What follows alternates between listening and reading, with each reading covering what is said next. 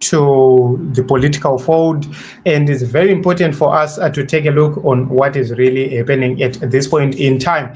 So let us take a look onto this one.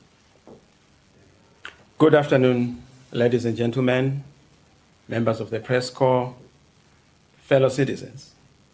I come to you at such a critical moment in the history of our country, possibly after 2 years having left the dance floor, hoping that somebody else would occupy that dance floor. This is what President Chamisa said. He's coming back to occupying the dance floor after hoping that someone else was going to come and occupying it. That is according to the statement which he gave. But nobody thought of coming to occupy such that high position. And it remained vacant, and he had to come back, he had to return so that he deals with political issues in the nation of Zimbabwe. What is very important at this point in time is to note that his return is not in vain. So because of some network challenges and problems, at this point in time, we cannot give you the full speech or what he said in full, but we are going to do that once I get a point where I have a stable network. So we need to look at this whole thing and understand what is really happening right here. President Chamisa is coming back at a point in time Zimbabweans really need him.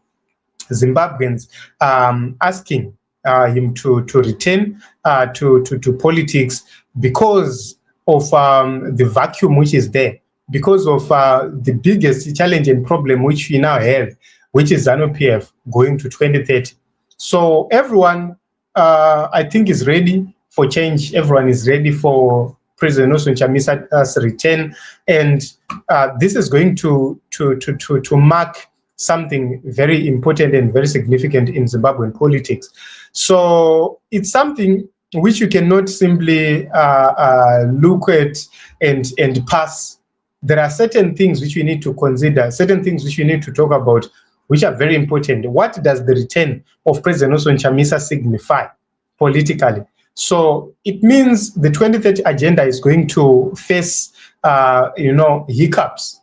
It means the opposition is going to challenge ZANU-PF head on. It means we are going to have a legitimate voice in the opposition cycles, which is going to be taking ZANU-PF head on at this point in time. So that is what is very critical and very important. And he's coming at the most critical point where ZANU-PF is now planning to launch an attack through parliament to make sure that they cement their 2030 agenda without an issue or without anyone opposing. We've also seen people like those he worked with from the opposition. We've seen them fighting fiercely so that he doesn't return to the political arena. The biggest question is, why are they trying by all means possible to avoid his return? Why are they scared? So when you look at that, you would see that these are people who have been enjoying and who hoped to enjoy further to 2030. So his return is a threat to them enjoying to 2030. So when you're looking at this, we can talk about timing. President Chamisa is coming. At a certain point in time, there was total silence within the opposition. And people like Mwanzora, people like Komichi, others, all these people who have worked with President Chamisa, they failed to reinvent themselves. And they failed to challenge ZANU-PF politically. And others, they remained only alive socially. So ZANU-PF was not intimidated on social media. It's not intimidated socially. They are intimidated politically and actively. So what is happening is ZANU-PF factions, they've turned inward. And the coming of President Chamisa is the right time. And there is going to be a lot of interesting things going forward. Okay, what President Chamisa is likely going to do in the first 6 to 12 months, he is going to build political legitimacy and is going to build structures.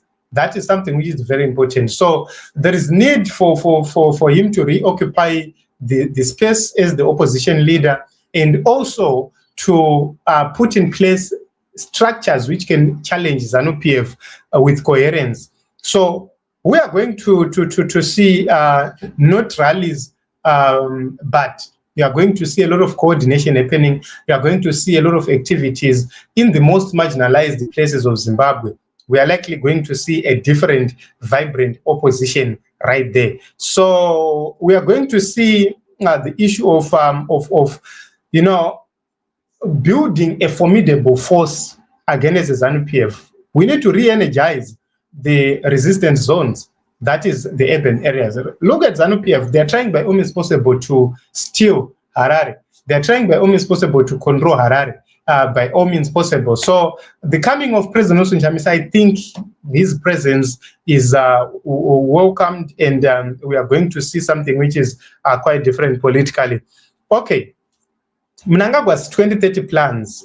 Mnangagwa was relying on the fragmentation of the opposition, was relying on voter apathy due to the fact that President Nelson Chamisa was not present in the ring, and also he was manipulating the constitution, and there was fatigue within Zimbabwean politics. So the return of President Nelson Chamisa is going to rejuvenate the political arena, and is going to bring a direct challenge to constitutional manipulation. And also, you are going to see people who are not voting, you might see them starting to vote, and also unity of the opposition. He spoke and said that we are going to consider unity, but we are not going to be going back to the vomit. So that is very important to note.